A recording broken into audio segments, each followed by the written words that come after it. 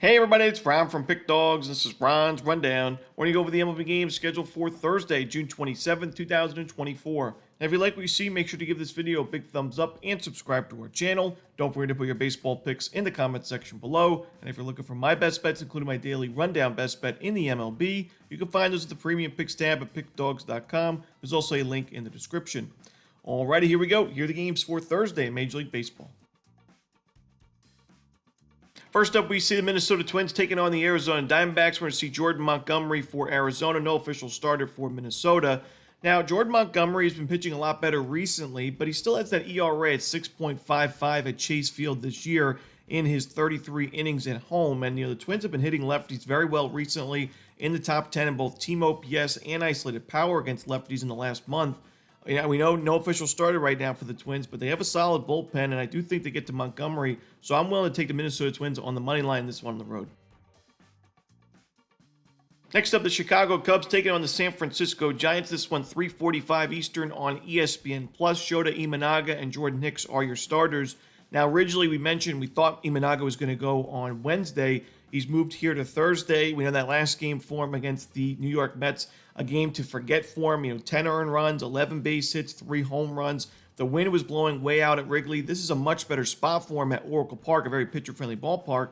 However, the Giants have still hit lefties pretty well in the last 30 days, and Jordan Hicks on the other side has pitched really well himself this year, especially at Oracle Park. So for me, I got to go with the San Francisco Giants in this one. I trust that bullpen despite the high ERA. We've mentioned the xFIP, one of the best in the league. We expect them to continue to improve. And like I said, Jordan Hicks, 2.86 ERA at home. I think he gets some run support. I like San Francisco on the money line. Next up, we see the Atlanta Braves taking on the Chicago White Sox. Chris Sale and Drew Thorpe are your starters.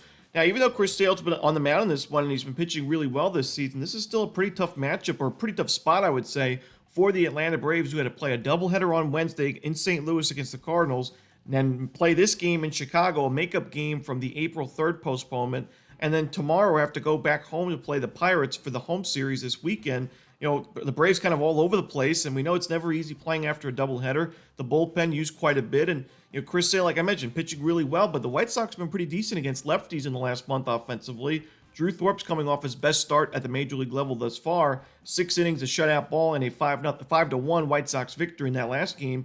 I'm going to go with the Chicago White Sox here, plus the 1.5 runs. I think the matchup benefits the White Sox, and I think the value is certainly there. We're getting a great price, so give me Chicago plus the 1.5.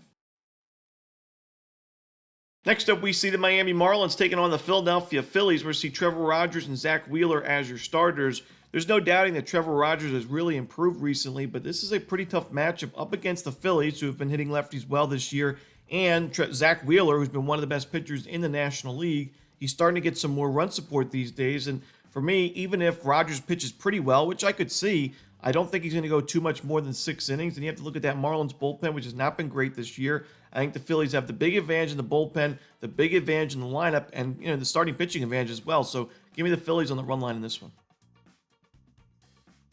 Next up, the Texas Rangers taking on the Baltimore Orioles. John Gray and Corbin Burnes are your starters. And I think we had the rundown jinx in that last game for Corbin Burnes. As I mentioned, he hadn't given up more than 3 runs in a single start this year. Of course, he goes out there against the Astros on the road and gives up 4 runs in 7 innings. Now, it wasn't necessarily a bad start. It obviously wasn't his best start, but I do think Burnes is still a good option for Baltimore, and I think he bounces back here. The Rangers have been dreadful offensively against right-handed pitching. In the last 30 days, the defending World Series champions, who had such a great offense last year, is dead last in OPS and isolated power against righties with a low walk rate to go with it. Now, the BABIP's also very low, so we do expect him to snap out of it at some point, but right now, I just wouldn't want to back this Rangers lineup against a righty starter, especially a starter like Corbin Burnes.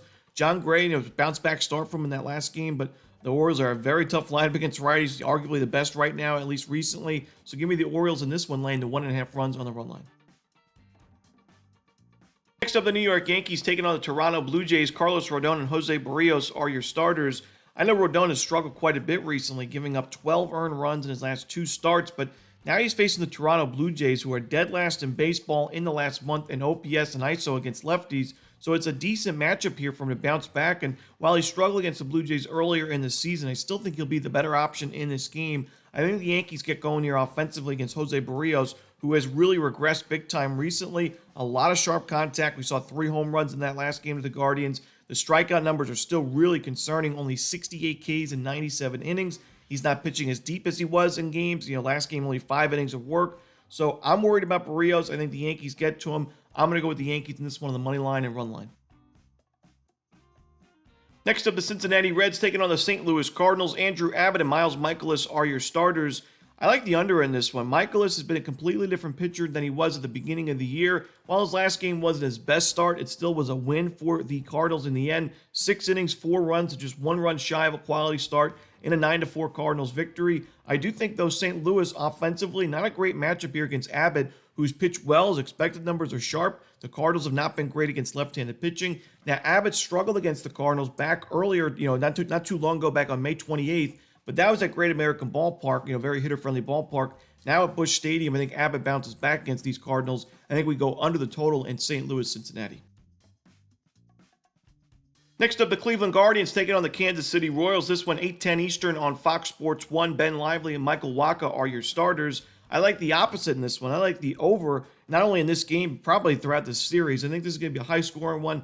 I don't trust this Royals pitching staff right now, the bullpen especially. But, even a guy like Michael Wacha against this Guardians lineup, I just think it's a bad matchup for him. Cleveland's such a tough lineup to face. They limit strikeouts, they get on base, they steal bases, and now they've been able to hit for power this year. So I think they get to Wacha, even though he's been better recently. On the other side, Ben Lively, I've mentioned the regression concerns. He's given up a lot of sharp contact recently and overall this year. 2 home runs in that last game against Toronto. The strikeout numbers aren't there. The walks are starting to pile up. I like the over in Guardians Royals. If you were going to take the Royals, I'd take them in the first 5 because I do think Cleveland finds a way to win this game in the end. And the final game for the Thursday card in Major League Baseball, the Detroit Tigers and the Los Angeles Angels. No official starter for the Halos, but Jack Flaherty should be going for Detroit. Now, Flaherty's making a case for an all-star appearance this year. He's pitching really well, sub-3 ERA, even better on the road. The Tigers have won each of his last 4 starts. I think he pitches well. The Tigers lineup may not back him up too much, but I think enough to win this game. I trust Detroit's bullpen.